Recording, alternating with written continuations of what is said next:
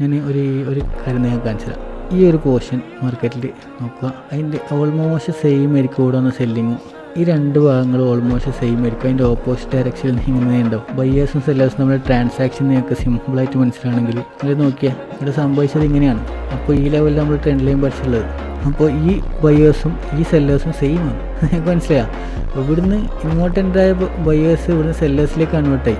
എങ്ങനെ സെല്ലേഴ്സിലേക്ക് കൺവേർട്ടായി? നമ്മൾ TLC concept ഉപയോഗിച്ചിട്ട് മാർക്കറ്റിൽ ഈ ലെവലിലുള്ള ഒരു വോളിയം ഫില്ലപ്പ് നമുക്ക് തരാത്തതുകൊണ്ട്, അല്ലെങ്കിൽ ഈ ഒരു ലെവലിലുള്ള ഒരു വോളിയം ഫില്ലപ്പ് വരാത്തതുകൊണ്ട് ഡൗൺ സൈഡിലേക്ക് പുതിയ ലെവൽ ഉണ്ടായപ്പോൾ ഇവിടുന്ന് വാങ്ങിയ കൂട്ടിയ സെല്ലേഴ്സൊക്കെ ഇവിടെ വോളിയം ഫില്ലപ്പ് ആവാത്തതുകൊണ്ട്, വോളിയം ഫില്ലപ്പ് ഈ ലെവലിലേക്ക് കിട്ടണമായിരുന്നു, ഈ ലെവലിൽ നിന്ന് അത് കിട്ടാത്തതുകൊണ്ട് മാർക്കറ്റിൽ ഈ ലെവലിൽ നിന്ന് അപ്പ് സൈഡിലേക്കുള്ള വോളിയം കണ്ട ഈ വോളിയത്തിൽ മാർക്കറ്റ് ഡൗൺ സൈഡിലേക്ക് സെല്ലിങ് വന്നു. കാരണം കിട്ടേണ്ട ഫില്ലപ്പ് ഇത്രയായിരുന്നു, അത് കിട്ടിയില്ല. അപ്പോൾ ഡൗൺ സൈഡിലേക്ക് കൺവേർട്ട് ആയി.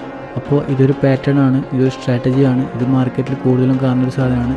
അപ്പോൾ നിങ്ങൾക്ക് ഇത് പുതിയ രീതിയായിരിക്കും ട്രേഡിങ്. ഇതുപോലത്തെ രീതി ഇന്ന് വരെ ഇന്ത്യയിൽ ലോകത്താരും പറഞ്ഞിട്ടുണ്ടാവില്ല. അപ്പോൾ ട്രെൻഡ് ലൈനും MTC ഒക്കെ കമ്പൈൻ ചെയ്തിട്ട് നിങ്ങൾ മനസ്സിലാക്കുക മാർക്കറ്റ് എന്തുകൊണ്ടാണ് പോയതറിയോ? നിങ്ങൾ ഈ ലെവൽ മേജർ ചെയ്യുന്നതിനെക്കാട്ടും ബെറ്റർ എന്നറിയാം. നിങ്ങൾക്ക് ഇവിടെ എത്ര ഫില്ലാവാണ്ട് നോക്കിയാൽ മതി, ഫില്ലപ്പ് നീഡഡ് വോളിയത്തിൽ നോക്കിയാൽ മതി. Darwin Francis